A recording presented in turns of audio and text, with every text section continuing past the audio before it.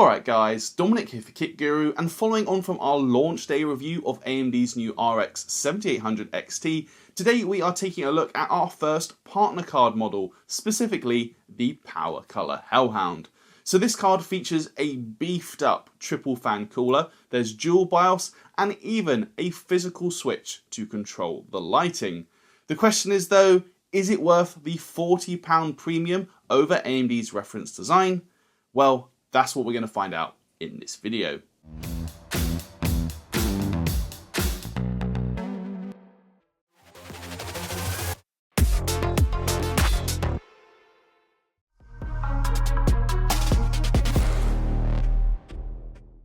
Kicking off with a look at the design of the card then, as modern gaming graphics cards go, I have to say it is fairly simple looking overall with a dark grey plastic shroud. It doesn't feature any raised sections or sharp angles though, giving it a fairly stripped back appearance. Some may find this boring, but I personally quite like the understated visuals. The three fans grab your attention too with their translucent fan blades, which is of course designed to amplify the LED lighting, which we'll get to in a moment. It is worth noting though that the central fan is smaller than the outer two, coming in at 90mm compared to 100mm, and that central fan does also spin in reverse, a now common feature designed to reduce overall airflow turbulence. In terms of its dimensions then, the Hellhound measures in at 322 by 134 by 50mm. It's definitely not a small graphics card then, but nor is it a monster in the vein of something like an RTX 4090. It also weighed in at 1,261 grams on my scales. As for the backplate, this is made of metal and it does span the length of the card, but with 4 small cutouts towards the end to allow air to pass straight through the heatsink. We can also note the dual BIOS switch, which is positioned next to the I/O bracket, giving users the choice of either the OC or silent modes. The OC BIOS does run with increased power, clocks and fan speeds compared to the silent BIOS, but we do test both modes later in this review.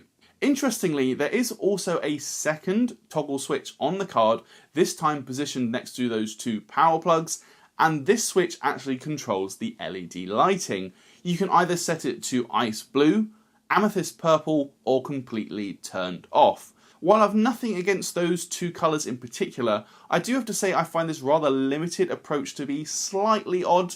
I can only assume that PowerColor either didn't want to add RGB either to keep the cost down, or to help differentiate the Hellhound and the Red Devil series.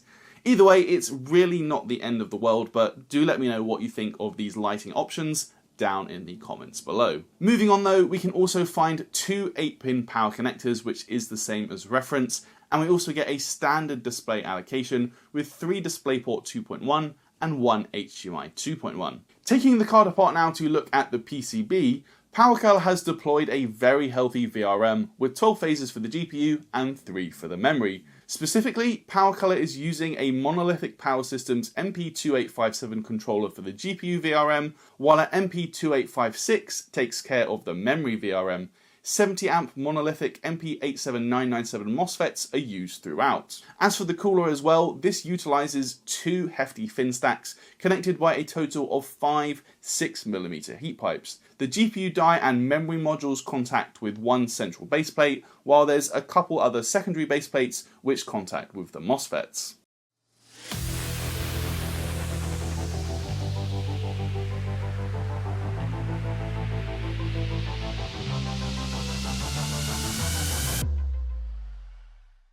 That's going to do it then for our look at the card itself, but of course it is time to move on to testing.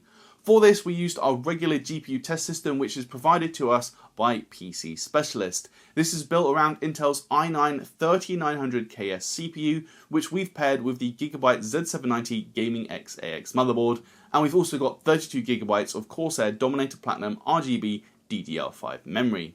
Starting our benchmarks with the thermal performance then, this is an area where the Hellhound has made significant improvements versus AMD's own design.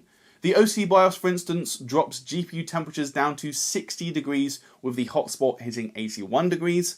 The silent BIOS, meanwhile, only ran 3 degrees hotter in our testing, but both results are 13 to 16 degrees cooler than what AMD was able to achieve with its reference card. Now, you may not think that's much of a difference between the OC and silent BIOS, but that's mainly due to the fact that the fans don't actually spin that much slower using the silent mode.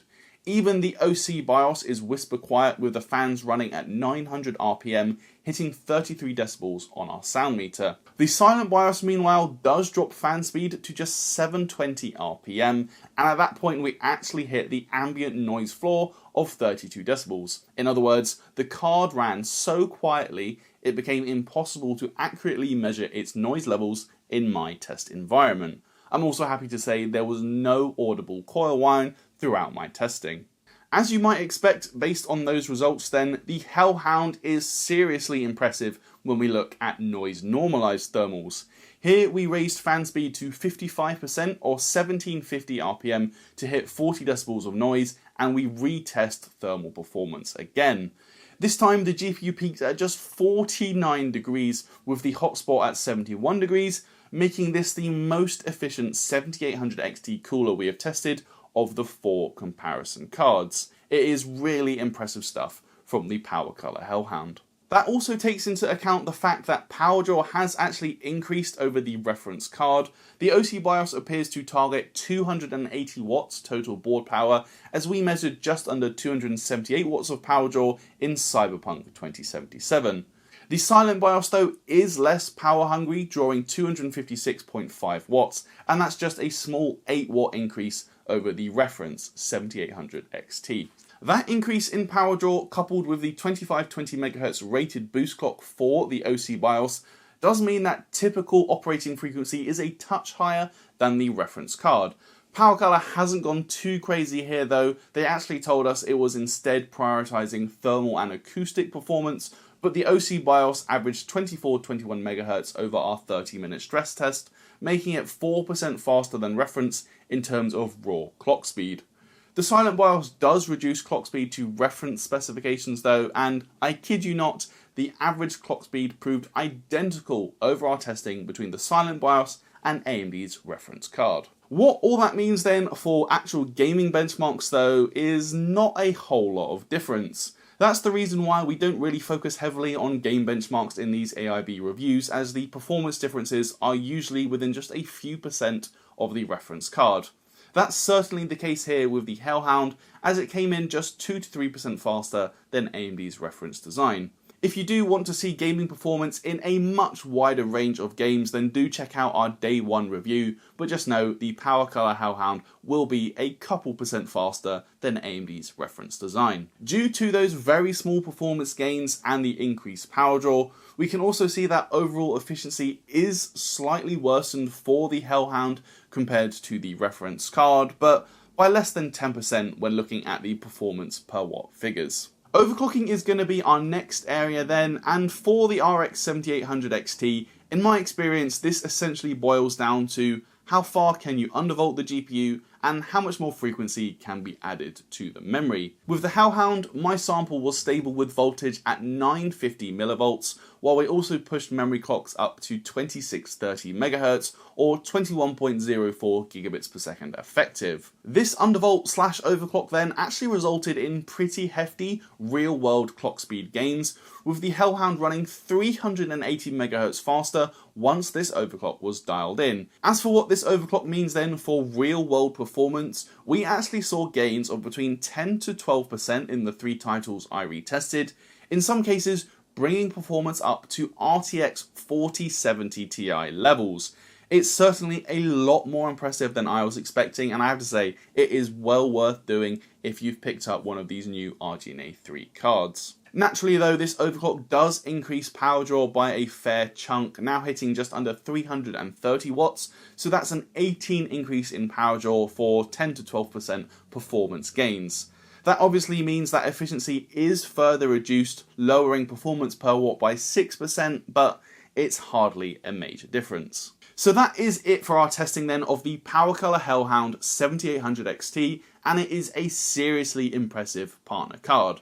For one, it makes some huge improvements over the reference design, reducing temperatures by between 13 and 16 degrees Celsius depending on the BIOS mode you opt for, while noise levels are also cut down to near silent levels. Speaking of the dual BIOS as well, this is a strong value add for the Hellhound and is something I always like to see on a partner card.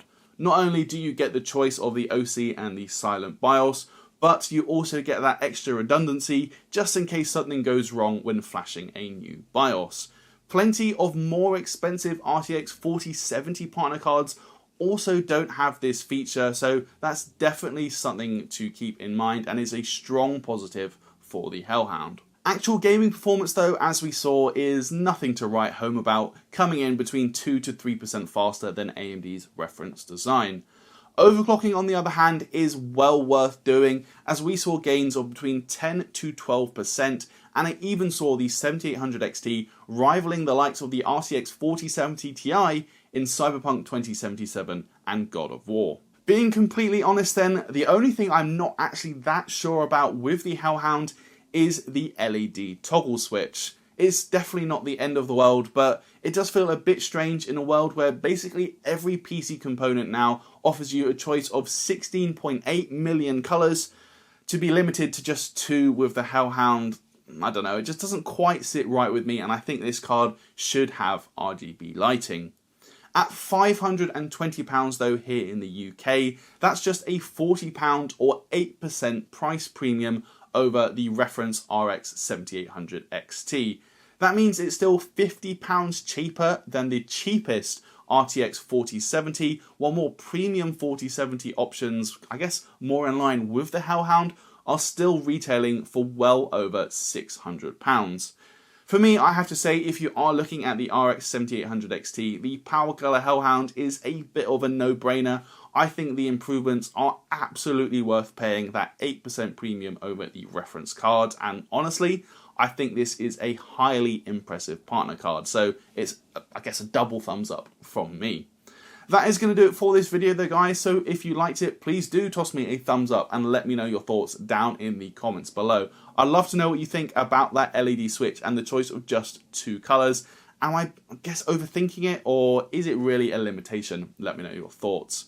While you're there, you can also subscribe and ding that notification bell if you haven't already. And why not come carry on the conversation in our Discord server, which is linked in the description.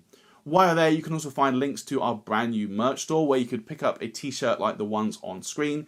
And if you're feeling particularly generous, why not come and support us on Patreon. That is it for this one though, guys. I'm Dominic for Kit Guru, and I'll see you in the next video.